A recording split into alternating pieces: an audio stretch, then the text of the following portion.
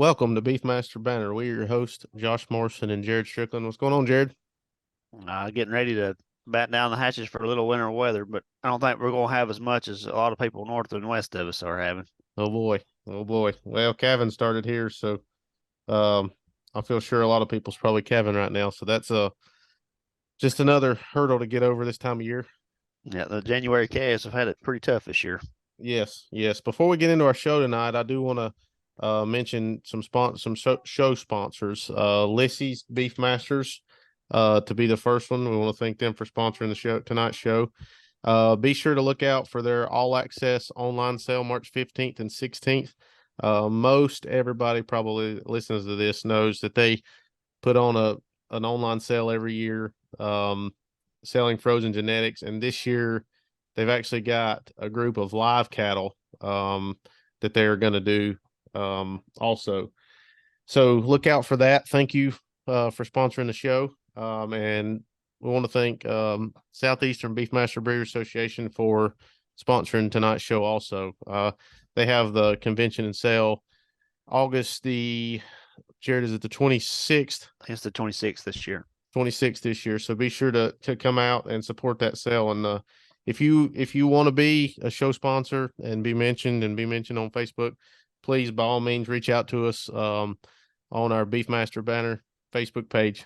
But getting into the show tonight, we have Troy Rowan of University of Tennessee. How you doing, Troy? I'm good, guys. Thanks for having me on tonight. Thanks for coming on. So you're new to me. We just met probably 5 minutes ago. So how about we go in and you just tell us about yourself. Yeah, so I'm currently on the faculty at the University of Tennessee and serve as a state extension specialist for the state of Tennessee. My bread and butter is beef cattle genetics and genomics. I do about 70% of my job is research. The other 30% is extension. So I really am trying to stand at the intersection of all the new stuff that's happening in the genetic world and translating things out to real practical solutions for producers. So I grew up in Southwest Iowa. I'm a Charlotte guy by birth, I guess, and did all my graduate work at the University of Missouri and steadily moving my way southwards and really liking winter weather here in the South. Guarantee it. I can imagine that there's a big difference there. Yes, sir. Well, I guess kind of getting started, since you are the genetics guy, could you, well, our listeners are from, could be from just now getting started to very seasoned, but we kind of want to talk a little bit about EPDs. That's usually a hot topic, but kind of tonight, kind of go into the basics of them and maybe get into some depth before we're done. But I guess could you give us an explanation of what are EPDs and how we would try to use those? Yeah, so EPDs, I think a lot of the confusion comes from an acronym right off the bat, right? We scientists love to put acronyms on things, and EPDs are no different. But what they stand for is an expected progeny difference. And I think when we sort of take a step back and break down each of the three words that make up EPD, it's a little bit more straightforward, right? So really at their core, they're just a statistical estimate of an animal's genetic merit. And the real challenge in breeding cattle or any species is that we don't have or I guess we can't ever directly measure the true genetics that an animal has that it can pass on to its offspring.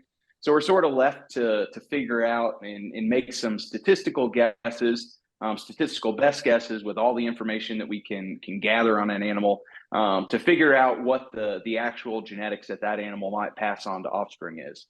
And so the expected part of EPDs are that's a projection into the future. That's sort of that's statistician talk for a future average. The progeny is obviously the calves that an animal will have.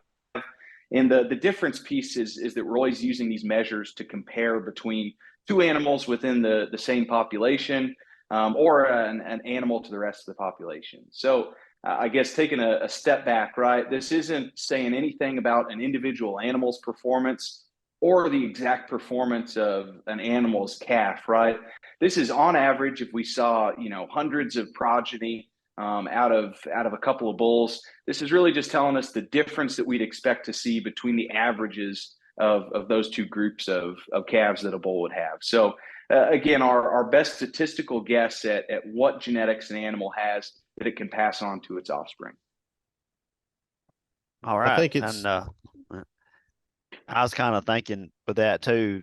I remember maybe as a talk you did or somebody talked about one time that kind of if you put the two bulls together and say if you're looking at weaning weight, if one has 30 and the other one has 28, the one that has 30, you should expect 2 pounds average on a calf crop, which wouldn't be a big Exactly. difference.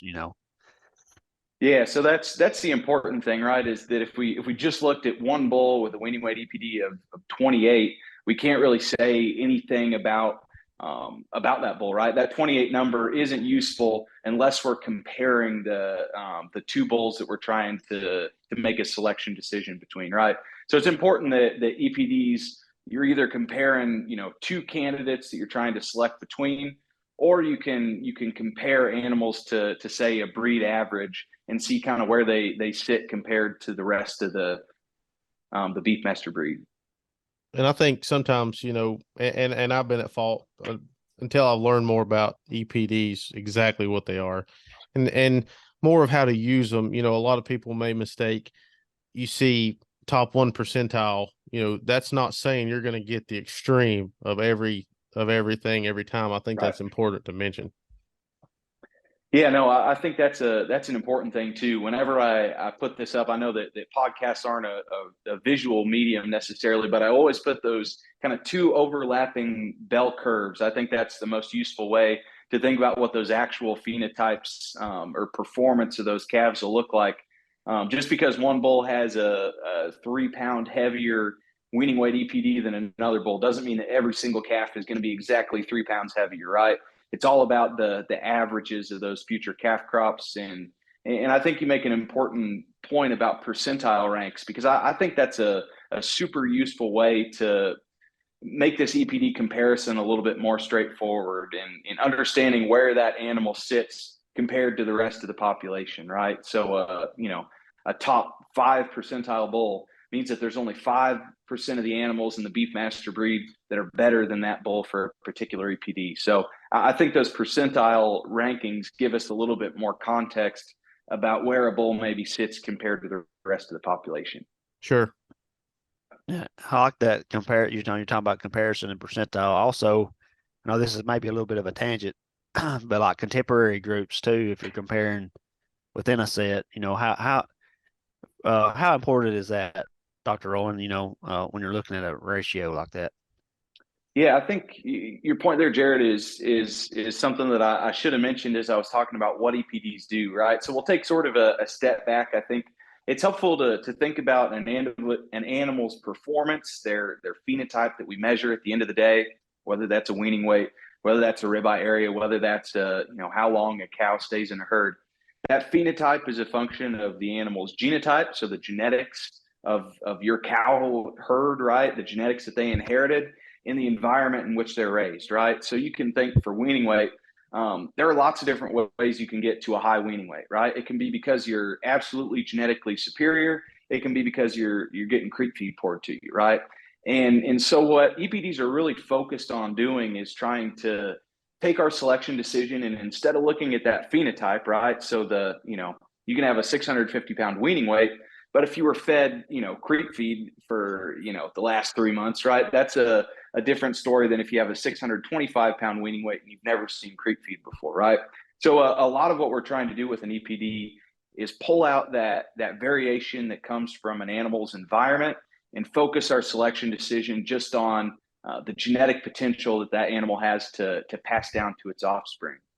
And so, Jared, you mentioned a contemporary group. That's the statistical way that we control for an animal's environment. We have all these animals that are raised, in the same herd, the same year, the same season, right? So in West Tennessee, this past year, y'all had a really terrible drought, right? That's something that universally affected Jared's cow herd. And that's going to be a universal thing that affects that calf crop, right? And so when you talk about a weaning weight ratio, that allows us to figure out where the animals within that contemporary group, they're subject to all of Jared's management, all of the environmental stressors, whether that's grazing hot fescue, whether that's a drought, whether that's some sort of freak of nature thing that happens, right? All those cattle are subjected to that. We can control for that with a contemporary group and try and focus the rest of our attention just on the genetic component of the trait that animal will pass down to its offspring. That sort of makes sense? It does. It does. And Good I feel like it's important to note too.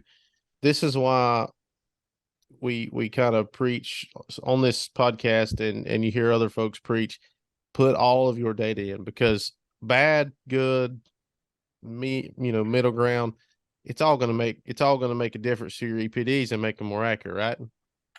Right. No, and I think that's the biggest thing.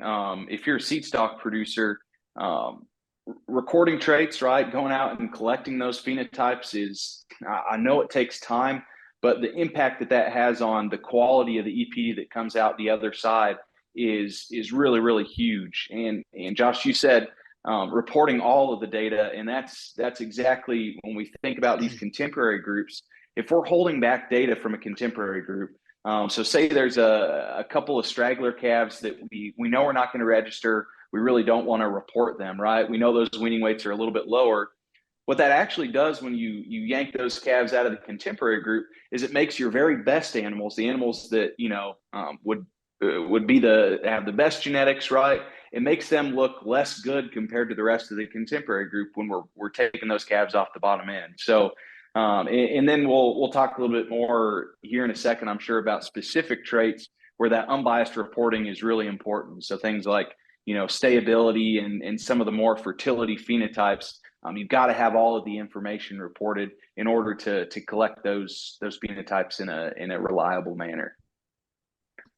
Before we move on, I really like your explanation there. And you mentioned several times talking about genetics, and you're talking about cattle passing those traits on, which then you get your EPD that way also. So I've been meaning to ask you this because I hear lots of different things. What are the more highly heritable traits versus the ones that are lower heritable? Some folks might want to know that. Yeah, that's another really important piece of all this, and why EPDs are especially useful for some traits. And so when we talk about the heritability of traits, this is basically how much does the genetics of an animal that they inherit control that end phenotype, right? So for certain traits, that genetic component is a whole lot higher than others. We can think about things like carcass traits. These are generally pretty highly heritable. So if you made a sire and a dam together that have high marbling potential, right? It's very, very likely that calf that they have is going to be high marbling, right? Stature is another one, whether we're thinking about cattle or humans or dogs. This is 75% of this trait is due to genetics, right? So we put two big statured animals on each other, and we're likely going to have a calf that that's pretty big, right? The environmental component of that trait is pretty small. The flip side of that is that a lot of these traits that we're realizing are really, really economically important, particularly that have to do with cow efficiency and longevity. So fertility, health, these are very lowly heritable traits. So the environment plays a big piece in whether or not a heifer gets pregnant the first time that she's serviced right, or that a cow stays in the herd. Up to a particular profitable age that we sort of draw that line in the sand, right? But these are lowly heritable traits. So there's the genetics play a pretty small part in these, somewhere in the neighborhood of 10% maybe. And what that means is that it's a little bit harder to make genetic progress if we're just selecting on an animal's phenotype for those lowly heritable traits, right? Because so much of the end phenotype is due to environment. And this is where EPDs are really, really useful, is for traits that are lowly heritable. Being able to see that genetic component expressed in an offspring and select that way is much more difficult than if we can have a measure that's really just focused on the genetic component of a trait.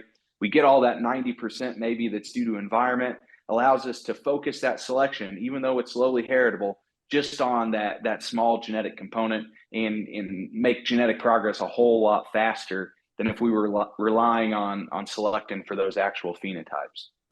And I guess while I'm sort of riffing on this, the other useful thing is that when we're selecting bulls and we know that cow longevity is really important, if we were going to go off of make bull selection decisions off of observing those phenotypes in his daughters, that ship has sailed by the time we're able to actually see if these cows are long lived, right? So an EPD allows us to make these predictions for a bull who will never express a cow longevity phenotype, but we can still understand what his genetics are that might express themselves in his female offspring. So lots of different interconnected reasons why I think EPDs are really useful for a number of reasons there. They can be really helpful for the future of your cow herd. It to me, it's and it's a tool in the toolbox, right? So you've got a plethora of tools to use, but if you can understand EPDs and what they do for you and how they work in your herd, you can really build your herd for long period of time. Right. No, I always talk about EPDs as kind of having two functions. One is mitigating risk, right? So in the seed stock business, we're really trying to churn out the future genetics that'll go out and impact the beef industry, right? So our interest is in making constant genetic progress, right? And genetic progress is better when we choose the right bull more often. That's sort of how I always frame this. And again, like you said, EPDs are a tool, but what they allow us to do is make that right decision more often, right? So we can mitigate the risk that we choose a bull that we think has this genetic potential, but he's something completely different once we start seeing calves. EPDs allow us to make that correct decision more often, and reduce a little bit of the risk, and in turn accelerate the genetic progress that we're able to make in our herds. I like that explanation for sure. I look at it and maybe play devil's advocate. In the purebred business, we're always trying to make genetic progress. So like sometimes we may be rolling females over quicker, and obviously in the beef master world, maternal traits is kind of what we hang our hat on. Yep. Without using the EPDs, for like stability and things like that, I just see it a difficult thing to increase that stability because, like you said, the bull's gone years after you see how long females last, and right. I just, that's something that it's hard for me to wrap my mind around when you think about, a cow being in a herd 10 years is what you consider really good. Well, shoot, 10 years is a long time. Right. And that bull has been gone probably 5 or 6 years, and it's kind of interesting because it takes so long to get that EPD to be accurate. All of the data is very important, so I guess my request to the breeders that's listening to this is try to be as accurate with your data as possible because it takes years to get it.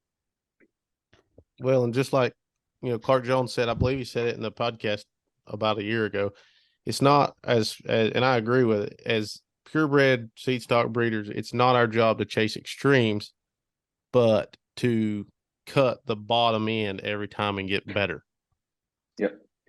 Yeah, no, I think that cattle breeding is it's a long-term game, right? It's not something that we can turn over multiple generations. We're not chickens, we're not pigs, particularly beef cattle, right? The generation interval is 5 years, right? In the beef cattle business. So if we can, knowing that it takes that long for generations to turn over, making the wrong decision takes a long time to correct too, right? So if we get down the road and we've got huge problems with cow longevity, it maybe has taken us 5 years to figure that out. It might take us another 10 to get it corrected, right? With a couple generations of selection.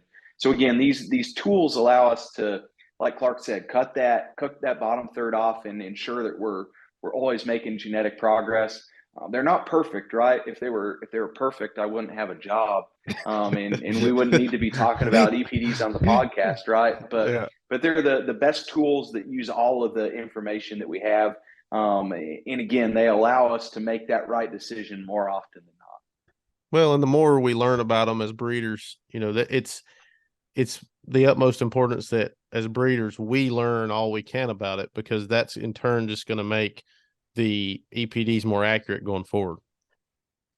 Right. Yeah, no, I think that's an important piece, right? Is that the seed stock industry drives all this. What actually happens out in the end product that's getting made, the beef that's going on counters, right?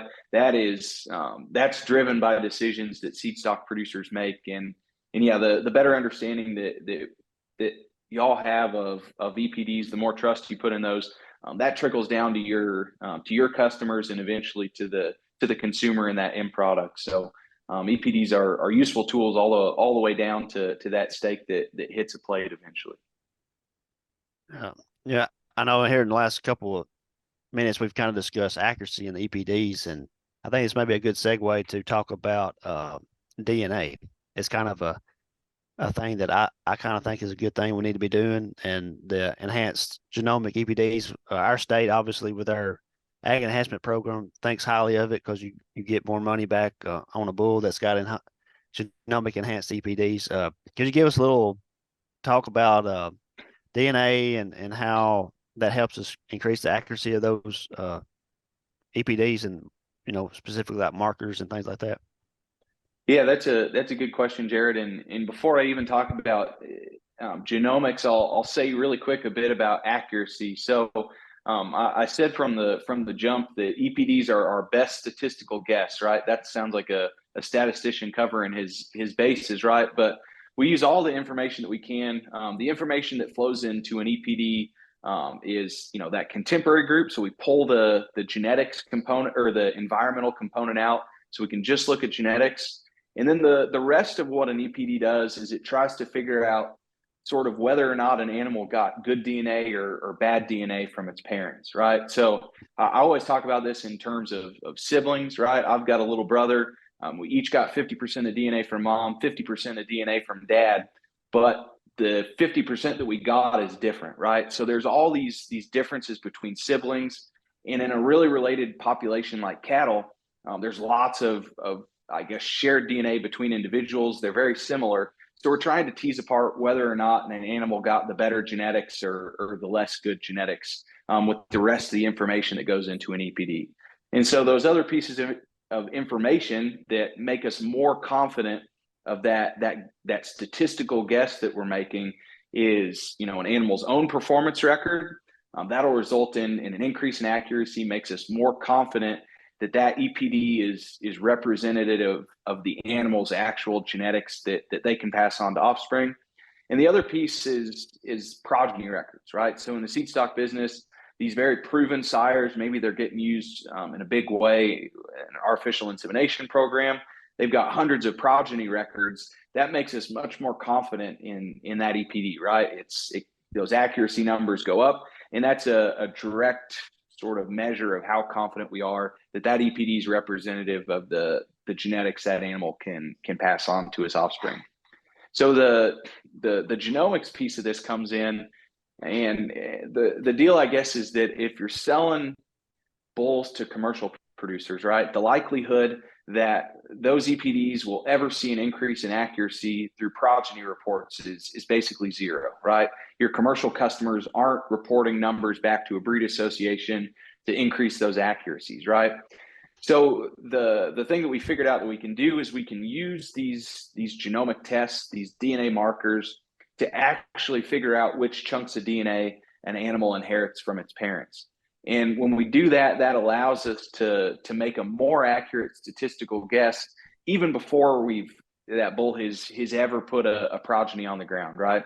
And that's a really, really important piece for us, because we're selling these bulls with no information aside from maybe their parents' average EPDs to a commercial producer. But the genomic test allows us to increase that accuracy and reduce the risk, I guess, associated for the commercial customer who's buying a bull who's never had a calf before. So again, the DNA markers, they're worth in a lot of cases about a calf crop's worth of information and accuracy. So somewhere between 20 or 30 calf records to get the same amount of accuracy that you get from a genomic test. So really, really valuable. In for 30 or 40 bucks. That's a lot of peace of mind that you can transfer over to your producers that you're selling bulls to. Oh yeah, I definitely agree, and I think it brings a lot of value, like you said, to you as the producer, and also brings a lot of value to your customer, which may in return increase dollar value. So you bet. Definitely encourage breeders out there listening to start DNAing, and we may, if you don't know how to do it or whatever, we may have an episode about that coming up on techniques and who to get with and things like that. Yeah, we can do that. Who to send it to, and then that kind of thing. Sort of wrapping up, we're getting sort of low on time, but wrapping up the night, Troy, I always like to put people on the spot just a little bit.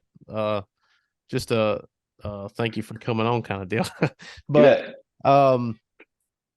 we ask everybody, and it seems we get different answers every time. What is one piece of advice you would give to a new breeder? Yeah, I think for a new breeder, whether or not you're a seed stock producer or a commercial producer, whether you've got 100 cattle or 1,000 cattle and you've been doing it for decades, utilize your state's extension service. I'm not just saying this because Jared and I are on here employed by UT Extension, but I really do think that there are a ton of great resources that get put out there by your land grant universities across the country, right? There's a land grant in every state, and every one of those has an extension arm, and that's sort of your the newest, hottest research that's going on to the very most basic things. There's all sorts of stuff there from an extension point of view, and there's hardworking agents like Jared that are out there in your home counties, in your home regions. It's their sole job to make you more profitable, more successful. So always utilize those resources. Reach out to specialists like myself in Tennessee, whether you're in Tennessee, Texas, wherever. There's folks that are focused on reproduction, nutrition, genetics, animal health. Right? There's somebody who can answer the toughest question, or they know where to look. Right? I don't know the answer to about 85% of the questions that come across my desk. But I'm a really good Googler too. So utilize the extension service as a resource, because we are taxpayer funded to help make operations more successful and profitable. So give your extension service a ring. That's my plug, advertisement and advice. I got it all in one. You got it all. You got it all covered. But yeah, I mean, it's important to note that, and I forget at times that they're there. Being in North Carolina, they've got one here, and it's there for us to use. I mean, it's that's what it's there for. They're a tool, just like these EPDs, just like carcass traits, just everything is a tool, and this is just another tool for someone to stick in their toolbox and say, I can give someone a ring and get an answer of some sort when I don't know. And the flip side of that too, I said 70% of my job is research too. So I think there's lots of folks out there that are committed to doing really applied research that impacts the beef industry. So if you're seeing something on the ground, right? I'm not a seed stock producer, but if you see something that day in and day out is a problem or something that needs a solution, again, talk to your extension service, talk to folks at the university, because we're here to serve the producers of our states and the country. So if there's something we can help out with, don't hesitate to reach out, and we'll do our best to figure out a science-based solution for it.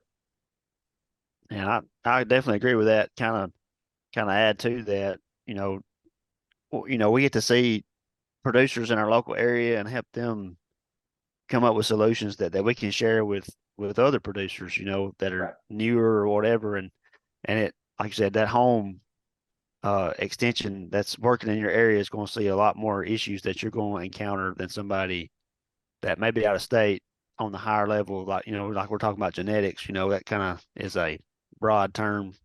Anybody can help with that, but just having that local guy with eyes on the ground and seeing what's going on in the area can definitely help you. So definitely, I agree with you, Dr. Rowan, definitely reach out to them and they'll help you. Yeah, absolutely. And I mean, it's intimidating. When we first started, we've been in the seed stock business for going on 5 years, and it is a very intimidating thing when you come in and realize what all pieces, you think you've got it figured out on the commercial side, but then when you come in on the purebred side, there is so much information and so much stuff that I had no idea. Jared and I became friends, and I call him daily sometimes. Hey, what's this? Or what do I need to do here? And so I'm utilizing the state of Tennessee a lot. There you But go. We'll send the bill over the mountains to you. yeah, there you go. But no, it's an intimidating thing, and it's just a way to keep folks maybe from feeling quite as overwhelmed, knowing that they've got someone there to help them. Right. Well, we sure appreciate you taking the time to come on, Troy, and enjoyed the conversation. I'm sure all the listeners will definitely enjoy it as well, and we hope maybe have you on again sometime, and we'll get into the thicket of it sometime. Yeah, I know There we go. No, that sounds good. You're a really busy guy, and it's much appreciated that you took time out of your busy schedule to come on with us and talk EPDs. You bet. Always happy to, guys. And I don't know when the episode goes up, but if you see me in New Orleans at NCBA, holler at me. Sounds great. Y'all have a great night, right. and we'll see you on the next episode. Thanks, guys. See. Well, we want to thank everybody for listening to the Beefmaster Banner podcast. Please know that we are on Apple Podcast, Spotify, and we are on YouTube. Just search Beefmaster Banner. Please like, share, comment, and subscribe. We love hearing from you, and we'll see you on the next episode. Thank you.